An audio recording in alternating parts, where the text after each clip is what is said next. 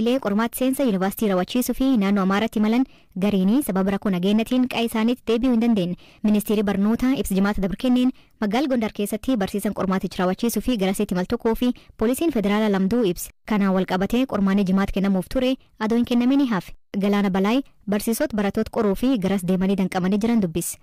Umni faannoo hin jiru kun raayyaa biyyaatti aleellaa kanaan yoo xiqqaate lubbuun loltoota raayyaa biyyaa naannoo 50 dhiyaatanii reenfa isaanii kiyyaa madeera. Isaan dabalatee barsiisaa Taaddasee Abbabaa jedhamu aleellaa yuunivarsiitii irratti raawwatanii qormaata qoruuf achii kan malee hundee lubbuunsaa darbeera. Reenfi jarreen kanneen adeemaa bittaan yookaan toolota qorra bittinneessaa naannichaatiin har'a ganama walitti guurame. Kan barsiisaa Taaddasee Abbabaallee isaanuma duukaa har'a ganama kaafamee gara hospitaala magaalaa Gondar yookaan hospitaala yuunivarsiitii Gondaritti seenuu danda'e. Tole dhaqxee ture qaamaan argiteetta? Qaamaan argeera. Dhaqee sana adda baasuu akkasumas immoo foormaaliin godhanii yoo gara maatiitti akka galu gochuuf jecha. Amma eessa jirtaati? Magaaluma Gondar keessa jira. Mooraa yuunivarsiitii keessa baataniittu jechuudha?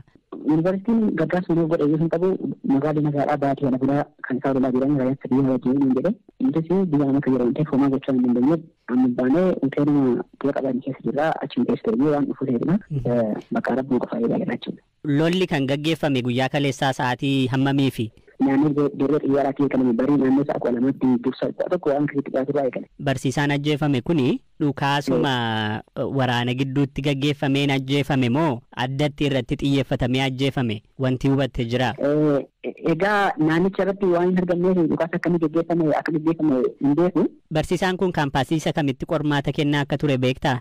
Kaampaasiin Maaraa keessatti kennaa ture yookaan meen kaampaasiitudha. Reeffi gaggeeffameera moo achuma jira? Hin gaggeeffamne magaalicha keessa haalli sochiin makiinaa fi sochiin namaa fi hoteelli, suuqiin, daandiin dhagaa fi wantoota garaagaraati. Mukkeen waan hundaan daandiin ashagamee jira. Sochiin magaalaa hin jiru, deemee hin jiru, reeffa fi argamuu danda'amus hin jiru yoo. Amma isinoo maaliin jiraachaa jirta fakkeenyaaf ati nageenya keetiif yaaddoftu magaalichi ammaan tana to'annoo mootummaa federaalaa moo hidhattoota faannoo jala jira? Magaalichi umma lachuu akka jira.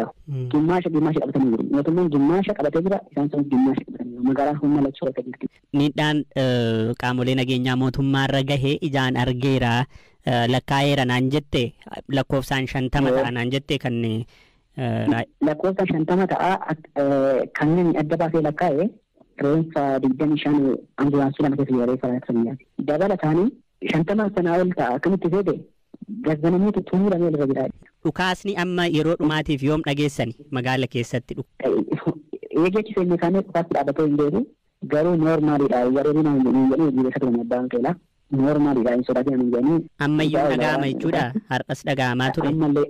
Amma saatii kana yeroo galee muka. Barsiisan biraa immoo qaamni danda'u haala ittiin biyyatti galuu adunuuf mijeesse jechuun iyyata. Akka dhaamsaa silaa wanni gabaarfachuu barbaannu baay'ee nuti amma nuti jidduu kanatti raabtaanee wanni nyaannullee baay'ee nu rakkisaa jira akkuma itti kara silaa biyya teenyaa gallu haala kallattii mootummaan itti yookiin qaamni tokko silaa kallattiitti gallu nu mijeessanii amma rakkoo hamtuu keessa jirra birrii waan takka hin qabnu bakka. Lakkoofsi hidhattoota magaalicha seenanii 300 akka ta'e odeeffachuu hima. Kaleessa naannoo sa'aatii 5tti kan eegale sana booda dhukaasatu ture naannoo nama lama qaama nageenyaa keessa kan ajjeesan jira.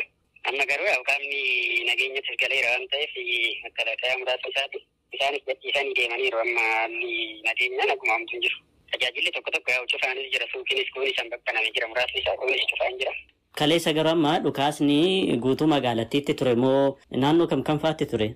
Akkuma seenanii magaala naannanii dhukaasaa turanii waliigala isaa guutuu magaalichaatti deemanii sakatta'anii dhukaasaa turan. Malee torma jira poolisii qofaan.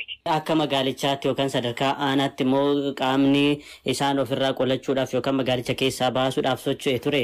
Qaamni nageenyaa jiru amma danda'amaa ta'etti ofirraa dhorkaa ture. Humni isaanii bal'aa guddaadha waan ta'eef amma caasan keenyas qaamni nageenyattis kaasaasa guutuusaa hin qabnu kan jedhu kanatu jira waan guutuu isaanii ofirraa dhoowwuuf. Amma danda'amaa ta'e ofirraa dhoowwanii tumnaa olitti taananii jarri cabsee seeni. Mee isin akka jiraataa tokkotti wanti kun mudachuu danda'a jettanii sodaa qabdu turtanii? Naannoo 3 ollaadha. Rakkoon akkasii kanaan dura uumamne baay'ee namni walumaa galee karuma nageenya qabuun waliif yannechaa ture. Garuu immoo haala naannoo 3 amma rakkoo hammaataa jiru faana namoota tokko bira sodaan jira. hidhattoonni kun ganam naannoo sa'aatii 4tti gara magaalicha seenanii jedhe itti gaafatamaan waajjira kominikeeshinii aanaa Bichuufnyaa obbo Abdataa Hayilee. Haleella kanaan lubbuun miseensota poolisii Oromiyaa 2 fi lubbuun barataa 1 darbu waayilkeen Habtaamuu Xibaabutti hime. Odeeffannoo qabnuun konkolaataa 3 baay'inaan qabatamaatti kanan ofii kiyyaaf jedhuutiin arge toora nama dhibbaa hin taasisu. Mee hidhattoonni kun meeshaa waraanaa ulfaataa yookaan immoo kan garee hidhachuu isaanii fa'aa odeeffannoo dhageenye dhugaadha wanti kun?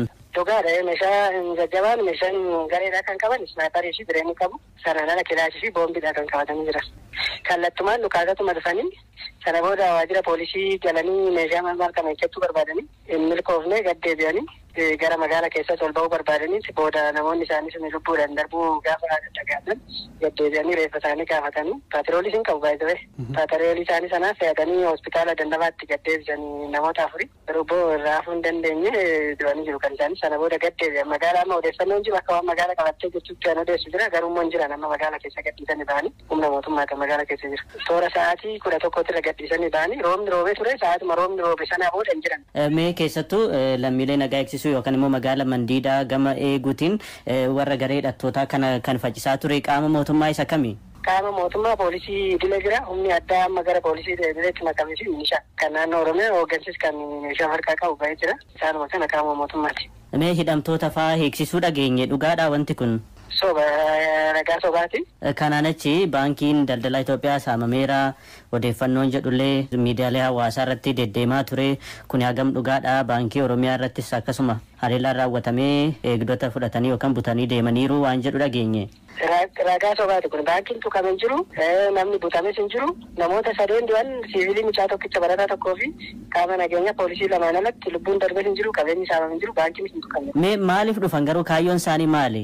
Kaayyoon isaanii darbanii deemuu barbaadan fakkaata. Darooraan irratti haalli nageenya cimaadha kan jedhan san darbanii keessa darbanii darbuu barbaadu. Garuu immoo magaala gaafa ga'an kaasuma banan. Kaayyoon isaanii jeequmsumaa fi biraaf keessa hin qabaatanii jeequmsa waan argatan saamuu meeshaa hiikkachuu barbaadu. Sun immoo milkoofne. Mee yaaddoo nama uummata bira jiru maali? Sinoo yaaddoo qabdu tarii hariiraan kun deebi'uu danda'a yaaddoo jedhu. Yaaddoon jiru amma isaanii godatti toora Dannabaa kanatti wal gumeessaa jira kan jiru odeeffannoo bilbilaatiin hin qabna. Amma hawaasa biraayis nu biraayis yaaddoon kan jiru qaamni nageenyaa kun akka as turuu danda'uu fi humni dabalataa akka dabalamuu fi qabuudha kana yaaddoon jiru. Tole babdata. Ogeessota fayyaa irraa BBC Afaan Amaaraa iyyafatee hirpha gammachuu akkanaan qopheesse. Walitti bu'iinsa humnoota nageenyaa mootummaa fi hidhattoota gidduu naannoo Amaaraatti itti fufeen lammiileen nagaa lubbuu dhabuu maddeen hospitaalaa fi jiraattonni BBC'tti himan. Hakiimni hospitaala Falaga Hiyoot magaalaa Bahar Daar irraa BBC'n dubbise erga walitti bu'iinsa eegalee lammiileen nagaa hedduu rasaasaan rukutamanii gara hospitaalaa dhufuudha himan. Miidhaa dhaqqabe lakkoofsaan ibsuun ni rakkisa. Reeffa hedduutu gara hospitaalaa seenaa jira jechuun dooktarri maqaan isaanii akka dhahamuun feene BBC'tti himan. Akka ogeessa fayyaa kanaatti lammiileen nagaa walitti bu'iinsa kanaan miidhamaa jiru. Hospitaalaan ala guyyaa wixataa magaalaa Bahar Daar bakka Abbaay Maadoo jedhamutti bataskaana Kidaana Miratii keessatti namni kadhannarra turan qawwee dhuka'een rukutamuu arguu himan. Hakiimni hospitaalichaa biroo maqaan isaanii akka hin eeramne gaafatan magaalattii keessa walitti bu'iinsi erga mudate kanneen rasaasaan rukutamanii gara hospitaalaa dhufan lammiilee nagaa ta'uudha ibsu. Akka ogeessi kun jedhanitti kanneen miidhaman keessaa daa'imman waggaa 5 maanguddoota akkasumas dargaggoonni illee keessa jiru.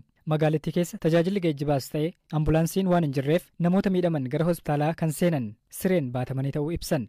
Rakkoo nageenyaarraan kan ka'e namoota wal'aansarra jiraniif dhiiga dhiyeessuun rakkisaa ta'uu ibsaniiru. Bakkeewwan naannichaa biroo Dabra Biraanee fi Gondar dabalatee walitti bu'iinsi keessatti adeemaa jirutti lammiileen nagaan miidhamuu gabaafameera. Magaalaa Bahar Daar ganda 14, 16 fi 13 keessa sagaleen dhukaasaa olaanaa ta'e akka dhaga'amu kan ibsan jiraattonni keessumaa ganda 14 keessa wixata halkan akka lakkoofsa Itoophiyaa agayya tokko bara 2015 irraa eegalee dhukaasa meeshaalee waraanaa gurguddaa dhagaa akka bulanii fi gara ganamaas akka itti fufee dubbatan. Wixata kaleessaa magaalaawwan gurguddoo naannoo kana Bahar Daar, Gondar, Laalibalaa, Dabra Biraan keessatti sagaleen dhukaasaa akka dhaga'amaa turee fi daandileen ijoon cufamuu Associated Press gabaasee ture. Xiyyaaronni waraanaa samii Bahar Daar irratti mul'achuu fi dhiyeessiin bishaan dhugaatii addaan cituu jiraataa eeruudhaan Associated Press gabaaseera. Jiraataan biraas taankiin gara magaalittii seenaa akka ture dubbateera. Jiraattonni BBC'n dubbise immoo magaalaa Dabra Biraan Finfinnee irraa kiiloomeetira 130 fagaattee argamtutti dirooniin yeroo balali'u arguu isaanii dubbataniiru.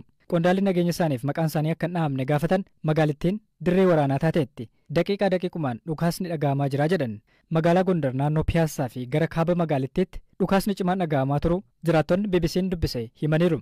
Raayyaan mootummaa federaalaa magaalittii guutumaan guututti to'annoo jala oolchuuf duula baneen wixata kaleessaa walitti bu'iinsi cimaan akka ture Associated Press jiraattota eeruudhaan himeera. Walakkeessa torbee darbeerraa kaasee balaliin gara magaalota naannichaatti taasifamu jalaa danqamuu kan hime daandiin xiyyaara Itoophiyaa imalli Gondar, Laalibalaa, Bahardaar fi Kombolchaatti taasifamu haqameeraa jedheera. Dhaabbileen siyaasaa, dhaabbileen amantaa fi jaarmiyaaleen waldaa siiviksii walitti bu'iinsi naannoo Amaaraa keessatti uumame karaa nagaan akka furamu waamicha dhiyeessaa jiru. Manni amantaa Ortodoksii Tawaahidoo Itoophiyaa, manni maree waliigalaa dhimmoota Islaamummaa akkasumas dhaabbileen siyaasaa fi siivilii biroo waamicha nagaa dhiyeessaniiru. Naannoo Amaaraatti labsiin yeroo muddamaa akka labsamuuf sababa kan ta'e walitti bu'iinsa humnoota nageenyaa mootummaa fi hidhattoota faannoo gidduutti deemaa jiru marii karaa nagaan furmaata argachuu akka danda'us mootummaan ibseera. Jeequmsi gareen finxaleeyyii fi saamtota aangoo dheebotan hidhannoon deeggaramanii naannicha bakka tokko keessatti uumaman ag tokkotti tasgabbaa jiraa jechuun mootummaan naannoo Amaaraa ibsa galgal kan baasen ibs tarkaanfii raayyaan ittisa biyyaa garee finxaleeyyii kan irraa fudhateen. Birrii kennee fi yoo geggeessan ta'u ture. Akkas jedhanii ture kanaan dura deeggartoonni akkasiin baacaa turan. Sababni isaa bara darbee amma Haarii Maaguwer Pirimeer Liigii keessatti taphatan galchiisa irratti lakkoofsisee hin jiru. Dogongora taphatan akkas hojjete hin jiru. Ofitti amanamummaan isaa baay'ee gadi bu'ee jira. Isarratti iyyuu immoo kan isaa adda ol kaasee kan mul'ise yaadi taphattoota sarara ittisaa addunyaa irra jiran keessaati paawundii miiliyoona 80 yeroo jalqabaaf kan bitame Haarii Maaguweridha Leicester City irraati jechuudha. Reekardiidha kun Pirimeer Liigii Ingilizii keessattis ta'e akka addunyaatti taphata akkasii ta'e yeroo ga'umsa hagas gadi bu'u Maanchister Yuunaayitediif ga'umsa isaa dhabuu qofa osoo hin taane maallaqaan illee kisaaraadha. Kilabni irraati bituu yoo dhibee West Ham gaafachuun isaanii iyyuu har'aa jedha. West Ham garuu maaliif fudhachuu murteesse? Baasii meeqaan fudhatama? Paawundii miiliyoona 30 har'a adda baasanii qofaatti dhiyeessanii jiru. Haarii Maaguweridhaaf kilaboonni lamaan kallattumaa waliin dubbataa jiru. Kabraa achuma Pirimeer Liigii keessatti warra Chelsiidhaaf immoo oduu gadda tokko ture maalanni taphataa isaanii tokko wajjin wal qabate. Chelsiin maallaqa guddaa baasee jiratu.